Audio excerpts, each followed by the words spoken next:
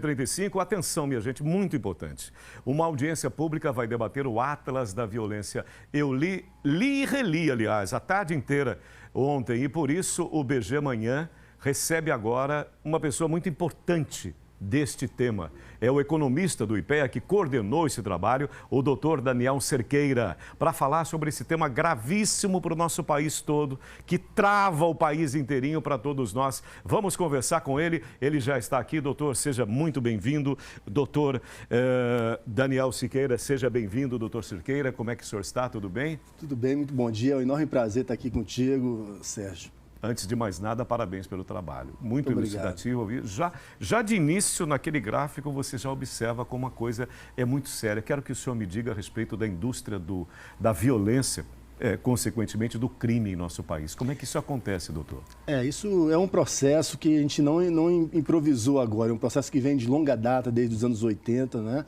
É um aumento gradativo do crime que tem a ver com questões socioeconômicas e que o Estado brasileiro não foi capaz de lidar corretamente, né? Então, o que a gente observa é o seguinte: a improvisação na segurança pública, aquela política de apagar incêndio, que morre alguém na esquina, tem uma chacina, aí, a seguir, vai lá o secretário, a polícia militar, bota uma patrulhinha que uma semana depois sumiu. Então, é esse tipo de política, com base na improvisação, sem método, sem uma gestão eficiente, que faz com que o crime tenha ido ao sabor de uma maré das questões socioeconômicas no país. Está se perdendo o controle, na verdade, pelo que eu entendi. E eu te pergunto das causas, além desse amadorismo, tem relação direta, digamos agora especificamente com o desemprego? Tem relação direta? O que eu vejo, observo aqui, nós falamos muito sobre ocorrências policiais. Todas elas, sem exceção, têm relação direta com o tráfico de drogas, doutor. Exatamente. Então, o que nós estamos falando de profissionalismo tem a ver com uma política baseada em evidências. Então, tudo isso que acontece na segurança pública tem sido estudado por vários cientistas no Brasil e no mundo. Então, a gente sabe o que funciona, o que não funciona, quais são as causas. E, claramente, existe um fundo socioeconômico. Quando você vai olhar, por exemplo, os municípios mais e menos violentos, você vê que, além da diferença na taxa de letalidade, existe um verdadeiro abismo de desenvolvimento humano, né? Então, quando você vai olhar nos territórios, em cada município, onde acontece mais e menos violência, você vai ver que é uma diferença brutal. Não há emprego, são pessoas que, muitas vezes, crianças que não tiveram condições de um pleno desenvolvimento infantil, né? Não tiveram acesso a boa escola e lá na frente não vão ter acesso ao emprego. Eu pesquiso muitos desses jovens, por exemplo, no Rio de Janeiro, nas favelas, e realmente é uma calamidade, porque antes daquela morte física, aquele jovem já teve uma morte simbólica, porque ele não vai ter acesso ao mercado de trabalho. Olha só.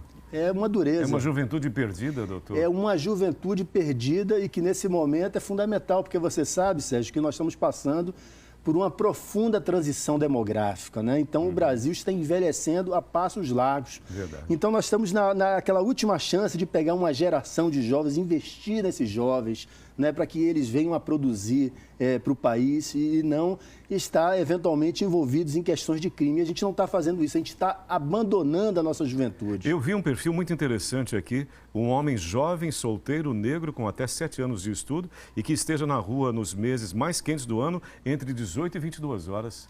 Exatamente, esse é o perfil aí, né? É o mais comum, né? Que esteja suscetível, seja vulnerável a qualquer tipo de violência. Exatamente. Então, se você for olhar os dados no Brasil e pega assim, uma média dos últimos 10 anos, só para dar um exemplo, 74% das pessoas que foram assassinadas não tinham sequer o ensino fundamental completo, ou não estudavam o ensino fundamental completo. Tem também um viés racial, né? A chance, se você pegar a chance de um negro morrer assassinado é muito maior do que um branco.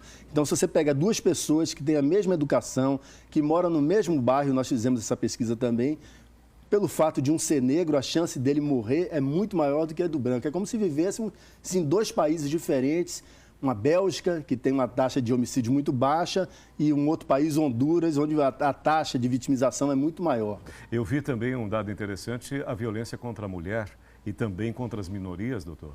Exatamente. Então, a gente tem tido um processo nos últimos anos, apesar dessa barbárie que vivemos no Brasil, nos últimos anos tem tido uma maré de diminuição de crimes. que isso aqui não é o caso aqui no Nordeste e no Norte, por conta dessa questão do tráfico que você salientou, né?